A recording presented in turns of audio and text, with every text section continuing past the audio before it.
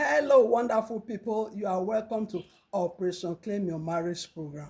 In this program, I talk about marriage matters, how the singles can marry right, and how the married people can have blissful and happy homes. Sometimes I come out with issues I've handled before in the ministry. I just talk about it and then we learn some lessons from it. So today I'm talking about the mothers in law and daughters in law. Now, there's been a complex relationship between them. It did not start today, it's an age long thing. So, because of that, you see ladies going to marriage with the mindset or that negative stereotype that mothers in law are bad, they are not pleasant, they don't accept their daughters in law. Some even pray that their mothers in law should buy before they get married, which is not right. Now, I want to talk about a lady who came for counseling some years ago.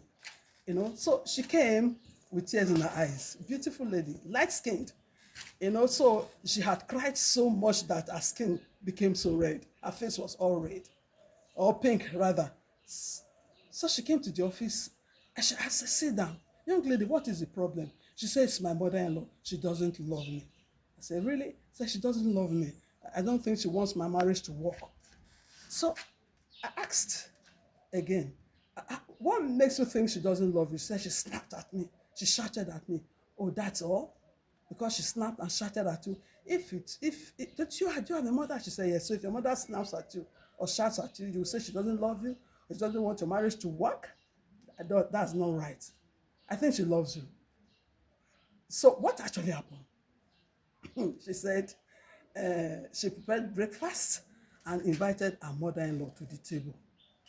So that is how she's been inviting her. But that morning, the woman got angry and said, please invite me with some respect.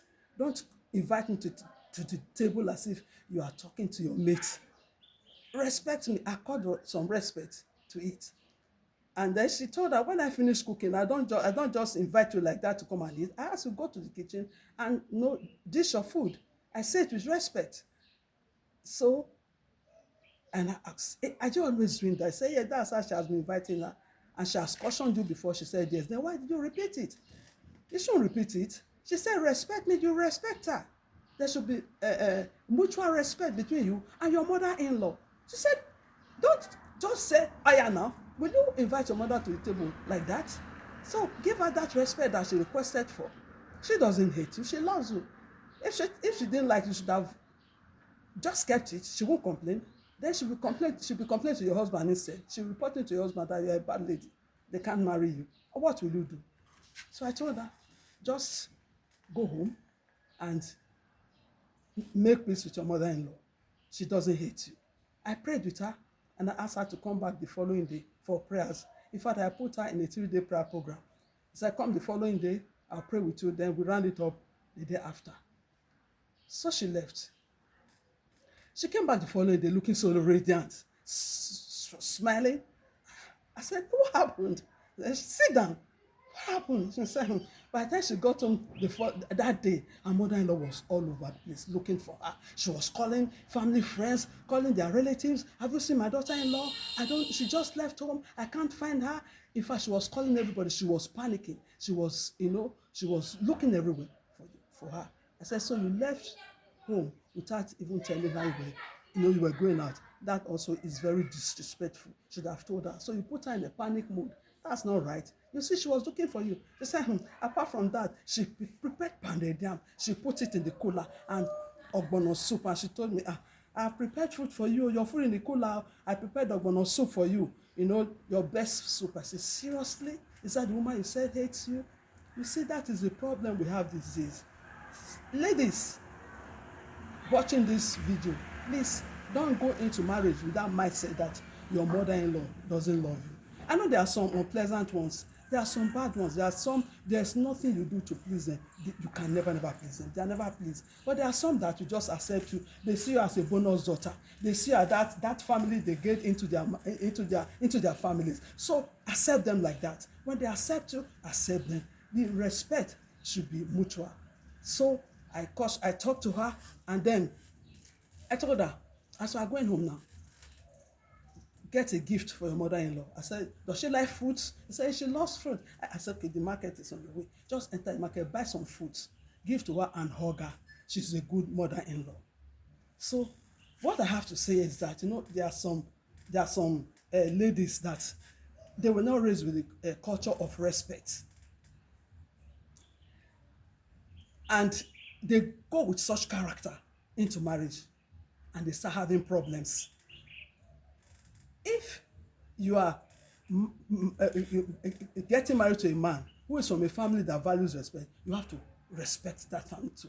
Yes, you have to have the culture of respect. Respect is biblical. It's not just a cultural thing.